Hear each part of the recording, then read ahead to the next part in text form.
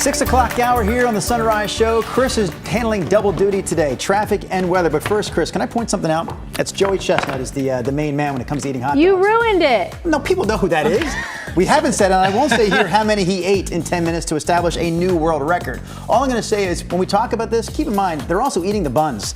So it's not just hot dogs, but it's hot dogs and buns, and man, he ate lots of them. That story will come up a little bit later. Soggy bun. My son Patrick likes a good hot dog with breakfast. There's my segue. One hot dog. Maybe half a hot dog. Got a stomach ache just thinking about it. Let's get you out the door. Here's a live look from our Wells Fargo sky camera. Broken cloud cover over downtown. It's 64 degrees. Last check at PDX. We'll go up above the clouds. This is from Timberline. You can see the low marine cloud deck here down below, but clear above. That is a sign of things to come. In fact, the sky will be clearing out as we go through the day today. There are showers across far eastern Oregon this morning. Those two will be on their way out, so you folks will be drying out and warming up. PDX only hit 70 degrees yesterday. It was delightful, especially when you consider what's coming. 78, I think, for high this afternoon. And then heads up later this week, we do have KGW weather impact alert days for Thursday and Friday with high temperatures. Yes, it is early September, and high temperatures up near 100 degrees. I'll talk more about that coming up in just a few minutes. Let's get you out the door with a live look at the roads. We'll take you down to Tualatin, I-5 at the 205 interchange. For some perspective at home, the traffic going from right to left is northbound. The headlights southbound, and that looks pretty good. We'll switch gears and take you to the Sylvan Hill. Guys, it's getting a little bit busier, but so far, the freeways are in pretty good shape. All right, Chris, thank you. On Sunday, possession of hard drugs became a crime once again in Oregon. Since then, local authorities have made several arrests, but not everyone went right to jail. Some people asked to be directed towards treatment instead. Ashley Grams joins us live from downtown Portland this morning with more on the first 2 days of arrests and deflection. Ashley? Drew, China, good morning. We have some details from Portland police who conducted a drug mission downtown here on Sunday. That was the first day that this law went into effect. Now, police tell us that during that drug mission, 4 people were arrested. 1 person was cited and released, and 2 others qualified for deflection. So essentially, those people chose a treatment path instead of jail. Just a reminder that in order to qualify for deflection, the only charge that person can be facing is drug possession. They can't have any warrants out for their arrest. If that person is able to and they do choose treatment, officers wait up to 30 minutes for an outreach worker to arrive who will connect them with recovery services. One of those people who chose treatment was this woman. I think that's awesome that they're caring and then they take the time to talk to us. I actually knew her from when I went to treatment about 12 years ago. So that was cool seeing her.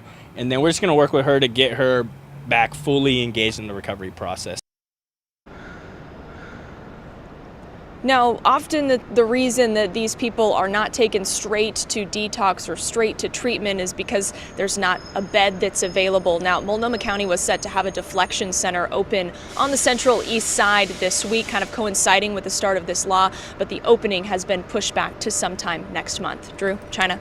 Our Ashley Graham's reporting live for us this morning. Thank you, Ashley. And other headlines we're following this morning. Portland police arrested 17 people in their latest retail theft mission. This one happened on Friday and Saturday and focused on downtown. Police were also able to recover $3,000 worth of stolen merchandise. And the Washington County Sheriff's Office has arrested 2 people for attempted murder in connection to a shooting in Aloha. Detectives say shots were fired shortly after 6 yesterday morning near Southwest 185th Avenue and Selva Rosa Court. Investigators say 21-year-old Mateo Green and a 17-year-old attacked 2 people. That's when several people pulled out guns and started shooting at each other. One victim was shot in the stomach and taken to the hospital with critical injuries. We don't know what the motive is for the attack itself. I think they're still working on that. The investigators have reached out across the community to see what they can learn, but we don't have a motive just yet. Investigators say they're looking for more video evidence and are urging any witnesses to come forward. Moala River State Park near Canby is back open while the search continues for a 34-year-old woman who fell into the Willamette River. The Clackamas County Sheriff's Office says she fell off a boat Sunday evening and never resurfaced. Anyone on the water who sees what may be her body should immediately call 911. There are several new wildfires burning across Oregon, including this one in Wasco County. The Oak Canyon Fire is burning to the east of Tye Valley. Officials say a lightning strike started it on Sunday, and it's already burned about 5,000 acres. Level 3 go now evacuation orders are in place. about a mile both east and west of Conroy Road. That's north of Highway 216. A nearly week-long strike by more than 4,000 Fred Meyer workers in the Portland metro area has ended. Workers accuse Fred Meyer of unfair labor practices and say negotiations stalled over wages and retirement funding. Fred Meyer says those allegations are unfounded. The strike has impacted more than 24 locations, though the stores have remained open. The bargaining continues. We're hearing from Music Portland, the nonprofit that's appealing a city decision to greenlight a new concert venue on Portland's Central East Side. A local developer has teamed up with national entertainment giant Live Nation to run this 3,500-seat music venue that would be set up near the east end of the Hawthorne Bridge.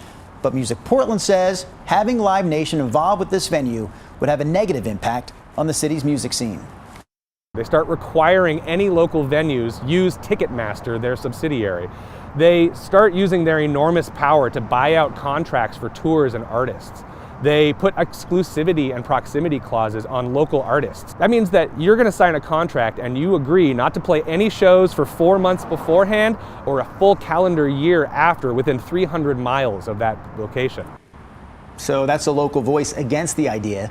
The local developer, meanwhile, says it teamed up with Live Nation because of the company's experience booking entertainment here in Portland. A city council hearing on Music Portland's appeal is set for September 19th. Later this month, the Oregon Zoo is inviting people 21 and up to celebrate the fall season with Zootoberfest. The event will feature drinks from 45 breweries and cideries around the Northwest. There will be live music and, of course, animals. It's going to be happening 5:30 to 9:30, September 27th and 28th. Tickets are $60 and include 10 tasting tickets and a souvenir mug. Tickets for those not having any alcohol are $30.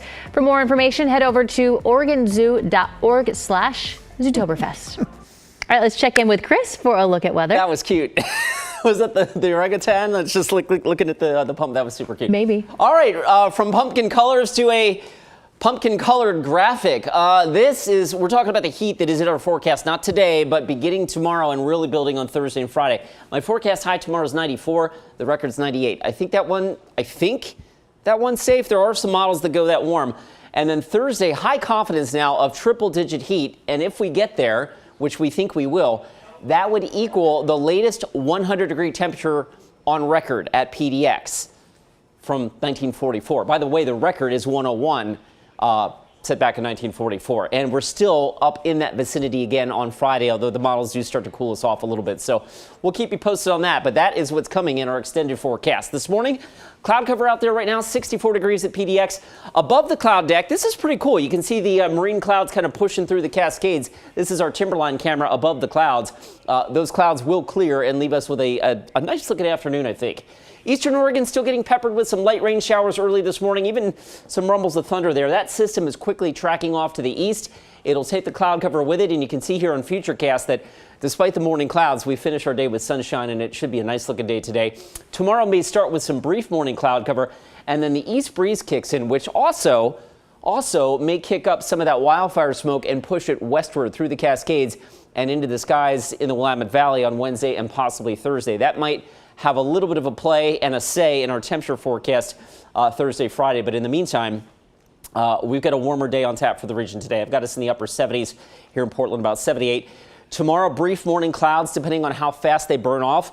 That'll determine how quickly we warm up. But I've got us at 94 tomorrow, 100 Thursday, 99 on Friday. So a scorcher to close out this first week of September.